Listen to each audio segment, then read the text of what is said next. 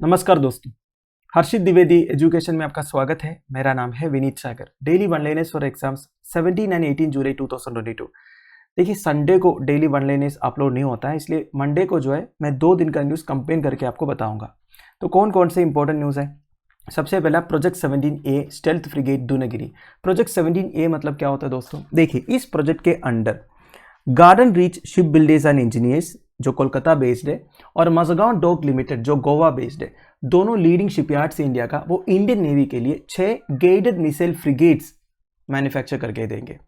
वैसे फ्रिगेट्स मतलब क्या होता है, बस यही समझ लीजिए, एक टाइप ऑफ वारशिप है। इंडियन नेवी में जितने वारशिप्स हैं उन्हें अलग अलग कैटेगरीज में डिवाइड किया हुआ है, जैसे कि aircraft carriers, destroyers, frigates, corvettes etcetera etcetera. ठीक है। नाउ प्रोजेक्ट 17A के अंडर जो शिप्स बनेंगे उन्हें नीलगिरी क्लास फ्रिगेट्स बोला जाएगा। ठीक है। इसमें कई सारे वेपन्स, सेंसर्स, ये सब इंस्टॉल होगा। नाउ इस प्रोजेक्ट के अंडर सबसे पहला शिप लॉन्च हुआ था हिमगिरी। वैसे दोस्तों जो 6 शिप्स है ना, उसका नाम भी ऑलरेडी डिसाइडेड है, ओल्ड वारशिप्स का नाम है, जैसे कि नीलगिरी, हिमगिरी, तारागिरी, दूनागिरी, विंध्यागिरी, ये सब नाम होगा। ठीक है। इसमें हिमगिरी जो है दिसंबर 2020 को लॉन्च किया था by GRSC and launching ceremony conduct कराया था मथुलिका रावत। मथुलिका रावत जी को आप जानते होंगे, ब्रिगेडियर थी, former chief of defence staff general Bipin Rawat की पत्नी थी। ठीक है। तो मथुलिका रावत द्वारा इसका लॉन्चिंग हुआ था हिमगिरी का। तो प्रोजेक्ट 17A के अंडर सबसे पहला जो फ्रिगेट मिसाइल है, सॉरी गाइडेड मिसाइल फ्रिगेट है, उसका नाम है हिमगिरी। ठीक है। वैसे अब जो लॉन्च हुआ है दोस्तों, इसका नाम है दूनागिरी। वैसे ये दूनागिरी उत्तराखंड में एक माउंटेन रेंज का नाम है। The mountain range was brought to Sri Lanka by Lord Hanuman to bring Sanjeevani booti for Lord Lakshman. ये लेजेंड आपको मालूम होगा दोस्तों, हनुमान जी एक माउंटेन रेंज ही उठा के लेके आए थे संजीवनी बूटी के लिए। ठीक है। तो इस माउंटेन रेंज का नाम दूनागिरी है, ये भी आप ध्यान दीजिएगा। ठीक है। तो प्रोजेक्ट 17A के अंडर जो शिप्स बनेंगे वो 149 मीटर्स लॉन्ग होगा एंड 6670 टन का डिस्प्लेसमेंट है एंड स्पीड होगा 28 नॉट्स का। तो देखिए, इस प्रोजेक्ट के अंडर जितने शिप्स बनेंगे ना दोस्तों, वो देखने में एकदम एक जैसा लगेगा। ठीक है। आपको बस नाम में फर्क आएगा, मतलब same type of sensors, weapons, missiles, ये सब इंस्टॉल होगा सारे शिप्स पे। तो ध्यान दीजिएगा, प्रोजेक्ट 17A इसके अंदर 6 शिप्स मैन्युफैक्चर हो रहा है, हिमगिरी, तारागिरी, दूनागिरी, विंध्यागिरी, नीलगिरी एक्सेट्रा एक्सेट्रा। और ये प्रोजेक्ट 17A के अंडर जो शिप्स बनेगा उनको नीलगिरी क्लास फ्रिगेट्स बोला जाएगा। ठीक है। अब आपसे एक सवाल है दोस्तों, 6 स्कॉर्पियन क्लास सबमरीन्स बन रहा है इंडियन नेवी के लिए। ठीक है।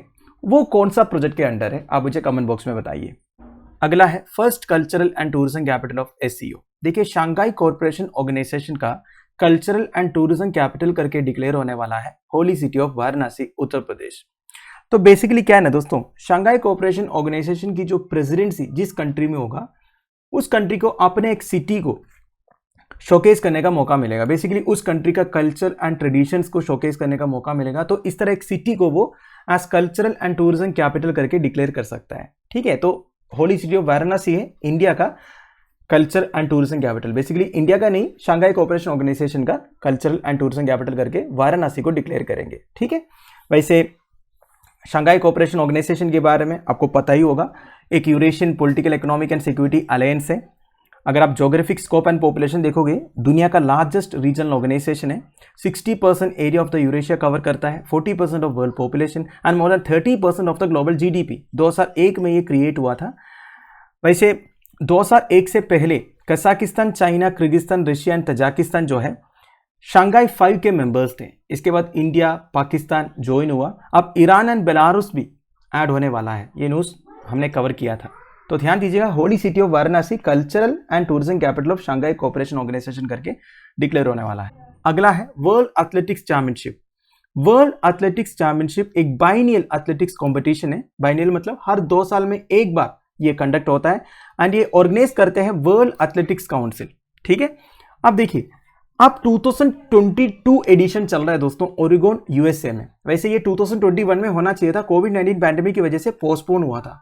तो 2021 का एडिशन 2022 में चल रहा है। और रिसेंटली आपने न्यूज़ में पढ़ा होगा कि Murali Sreeshankar from India became the first to enter the men's long jump final. देखिए, अभी तक हमारा कोई भी लॉन्ग जंप एथलेट फाइनल के लिए क्वालिफाई नहीं हुआ था, पर मुरली श्रीशंकर फाइनल में एंटर तो हुआ था पर उन्हें मेडल नहीं मिला, ठीक है। वैसे वीमेंस लॉन्ग जंप फाइनल में एक इंडियन एंटर किया है और मेडल भी मिला है, वह है अंजू बॉबी जॉर्ज। अंजू बॉबी जॉर्ज केरला से है, मुरली श्रीशंकर भी केरला से है, ठीक है। नाउ वर्ल्ड एथलेटिक्स काउंसिल ये डिसाइड किया है 2025 वर्ल्ड एथलेटिक्स चैंपियनशिप होगा जापानीज कैपिटल टोक्यो में, ठीक है। वैसे अगला एडिशन होने वाला है 2023 में, वो बुडापेस्ट हंगरी में होगा, ठीक है। तो ध्यान दीजिएगा 2021 एडिशन चल रहा है ओरेगोन यूएसए में, 2023 होगा बुडापेस्ट हंगरी में और 2025 जापान में। अगला है first ever read extreme heat warning. London में गर्मी बहुत ज्यादा बढ़ा है दोस्तों इस सीजन में। वैसे लंदन में जो समर सीजन है वो इतना गर्म नहीं होता, पर इस बार करीब 40 डिग्री सेल्सियस तक पहुंच गया है कि उधर के रेलवे ट्रैक्स में आग तक लग गया हीट वेव की वजह से। तो यूनाइटेड किंगडम का जो वेदर ऑफिस है, इन्होंने रेड अलर्ट इशू किया है। रेड अलर्ट मतलब जब हीट वेव बहुत ज्यादा इंटेंस होता है ना, उसका इफेक्ट्स वगैरह बहुत ज्यादा होता है, तब रेड अलर्ट इशू करता है, ठीक है। वैसे recently inter governmental panel on climate change, जिसे आईपीसीसी बोलते हैं, इन्होंने अपना 2022 रिपोर्ट में यह बोला था at least a greater than 50% likelihood है that global warming will reach और exceed 1.5 degree Celsius in the near time. वैसे दोस्तों पेरिस क्लाइमेट अकॉर्ड के हिसाब से हमारा प्लान यह है ग्लोबल वार्मिंग को 2 डिग्री सेल्सियस के अंदर कंटेन करने का, हो सके तो 1.5 डिग्री सेल्सियस के अंदर कंटेन करने का। पर देखिए पेरिस क्लाइमेट अकॉर्ड के बावजूद हमारे जो टेम्परेचर इंक्रीज है, बेसिकली ग्लोबल वार्मिंग जो हो रहा है वो कंट्रोल में नहीं है। आईपीसीसी अपना 2022 रिपोर्ट में ये बोला है 50% चांस है दोस्तों नियर टर्म में ये जो टेम्परेचर है 1.5 डिग्री सेल्सियस का जो लिमिट है उसे क्रॉस करेंगे। वैसे आईपीसीसी रिपोर्ट्स के बारे में 2-3 वीडियोस ऑलरेडी चैनल में अवेलेबल है, उसमें आईपीसीसी के बारे में इन डिटेल एक्सप्लेनेशन भी है, आप हर्षित द्विवेदी नाम के साथ सर्च कर सकते हो, ठीक है। अगला है भगवानी देवी डगर विंस गोल्ड। देखिए 94 ईयर ओल्ड है दोस्तों भगवानी देवी डगर। इन्होंने एक गोल्ड एंड 2 ब्रॉन्ज मेडल जीता है at the world masters athletic championships 2022 in Tampere Finland. क्या होता है वर्ल्ड मास्टर्स एथलेटिक चैंपियनशिप? देखिए इसमें 35 ईयर्स के एबो जो लोग हैं ना, इनके लिए कॉम्पिटिशन्स होता है। तो इसमें 100 मीटर्स में 94 ईयर ओल्ड भगवानी देवी डगर ने गोल्ड मेडल जीता है। इसके अलावा इन्होंने शॉटपुट में एक ब्रॉन्ज मेडल भी जीता है, ठीक है। वैसे recently Delhi state athletic championships में भी इन्होंने 3 गोल्ड मेडल जीते थे 100 मीटर रेस में, शॉटपुट में एंड जावलिन थ्रो में। अगला है Mother Teresa memorial award. Maharashtra governor Bhagat Singh Koshyari Mother Teresa memorial award for 2021 present किया है एक्टर दिया मिर्जा एंड अफरोज शाह को। यह सेरेमनी हुआ था राजभवन मुंबई में। वैसे ये अवार्ड इंस्टीट्यूट किया है हार्मनी फाउंडेशन। और ये किस के लिए दिए जाते हैं दोस्तों? ये अवार्ड ऐसे इंडिविजुअल्स को देते हैं दोस्तों, या फिर ऑर्गेनाइजेशंस को देते हैं जो peace, harmony, social justice promote करते हैं। वैसे Dia Mirza United Nations environment programme का गुडविल एम्बेसडर है इंडिया के लिए। उन्होंने काफ़ी सारे एनवायरमेंटल कैंपेन्स चलाया है इंडिया में। वैसे अफरोज शाह जो है दुनिया का लार्जेस्ट बीच क्लीन अप मूवमेंट्स कंडक्ट किए थे इंडिया में। तो इसे इन दोनों ने लोगों को इंस्पायर किया है एनवायरमेंट कंजर्वेशन में, इसलिए इनको ये अवार्ड दिया है। तो ध्यान दीजिएगा Mother Teresa memorial award goes to Dia Mirza and Afroz Shah. अगला है APSI Sushruta film festival. Plastic surgery film festival organise किया है association of plastic surgeons of India, जिसे अपसी बोलते हैं, along with department of plastic reconstructive and burn surgery on the occasion of 12th national plastic surgery day. Plastic surgery day है दोस्तों जुलाई 15 को, ध्यान दीजिएगा। तो इस फिल्म फेस्टिवल में around 90 plastic surgeons and trainees अपने 120 शॉर्ट फिल्म सबमिट किए और इसमें से 25 स्क्रीन हुआ फिल्म फेस्टिवल में। और ये कहां पे हुआ था? All India institute of medical sciences में। तो ये शॉर्ट फिल्म्स का मेजर टॉपिक क्या था दोस्तों? प्लास्टिक एंड रिकंस्ट्रक्टिव सर्जरी से जिन लोगों का लाइफ चेंज हुआ है उनके बारे में ये शॉर्ट फिल्म्स था, ठीक है। Now director of all India institute of medical sciences new Delhi कौन है? डॉक्टर रणदीप गुलेरिया है। Union minister for health and family welfare कौन है? मनसुख एल मांडविया। अगला है हर घर तिरंगा कैंपेन। गवर्नमेंट ऑफ इंडिया का हर घर तिरंगा कैंपेन शुरू होगा अगस्त 13 को और अगस्त 15 तक होगा। तो इन 3 दिनों में इंडिया में 20 करोड़ हाउसेस में ट्राई कलर होइस्ट किया जाएगा। तो इसमें पब्लिक पार्टिसिपेशन भी होगा, गवर्नमेंट एंड प्राइवेट एस्टैब्लिशमेंट्स भी इन्वॉल्व है, ठीक है। वैसे इंडियन नेशनल फ्लैग को डिजाइन कौन किया था? पिंगाली वेंकैया, जो एक फ्रीडम फाइटर थे आंध्र प्रदेश से। नाउ इंडियन फ्लैग से रिलेटेड कुछ important facts and figures. Indian flag adopt किए थे जुलाई 22, 1947 को, just before India received independence from Britain on August 15, 1947। ठीक है, तो हमने अडोप्ट किया था इंडिपेंडेंस से पहले ही। National flag of India by law khadi से बनना चाहिए। ये special type of hand spun cloth of cotton और सिल्क है, जिसे महात्मा गांधी जी ने पॉपुलर किया था। वैसे माउंट एवरेस्ट के ऊपर इंडियन नेशनल फ्लैग होइस्ट किए थे टेंजिंग नोर्गे ऑन 29 मई 1953। वैसे Tenzing Norgay along with Edmund Hillary were the first to climb Mount Everest, ये बात आपको पता होगा।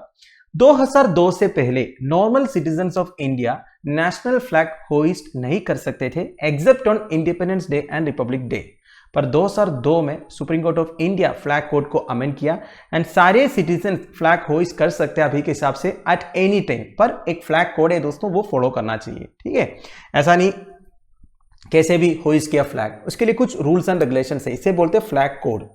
नाउ जब एक फॉरेन डिग्नेटरी इंडिया में आता है, अगर गवर्नमेंट उसे गाड़ी प्रोवाइड करते हैं, तो गाड़ी का राइट साइड में इंडियन फ्लैग होना चाहिए एंड लेफ्ट साइड में उस फॉरेन कंट्री का फ्लैग होना चाहिए।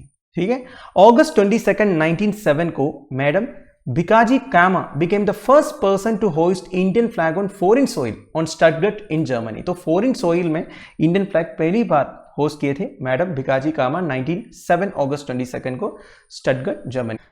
Final news, navy decommissions Sindhu Dhvaj. Indian navy का kilo class submarine INS Sindhu Dhvaj decommission हुआ है सर्विस से। टोटल 35 इयर्स ऑफ सर्विस था। डीकमीशन सेरेमनी हुआ था विशाखापट्टनम में।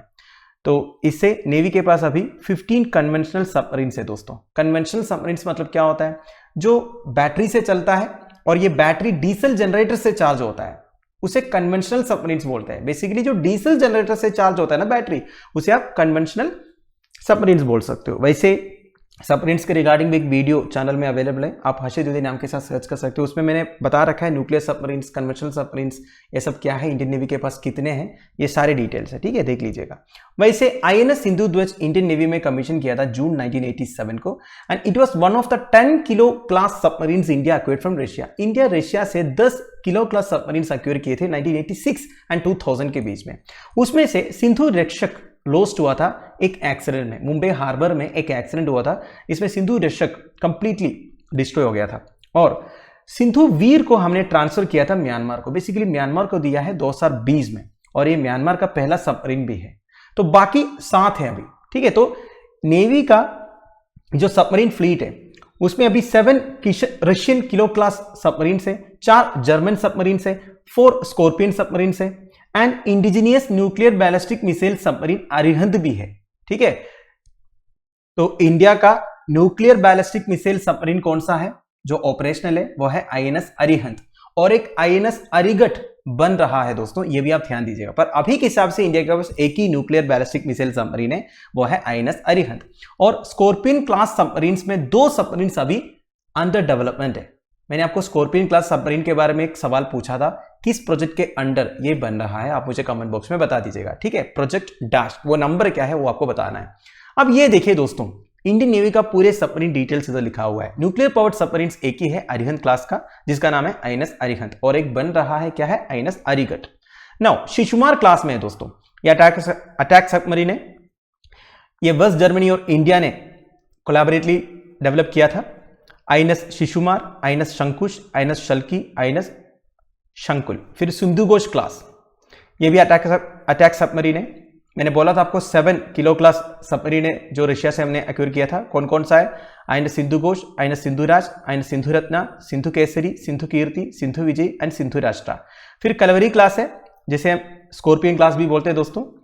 यह है INS Kalvari, INS Khanderi, INS Karanj and INS Vela. ठीक है, तो दोस्तों that's the end of it. I hope आपको वीडियो इन्फॉर्मेटिव लगा होगा। लेक्चर की PDF एज यूजुअल आपको टेलीग्राम चैनल में मिल जाएगा, जिसका लिंक नीचे डिस्क्रिप्शन बॉक्स में प्रोवाइडेड है। Thank you for watching, bye bye, have a nice day.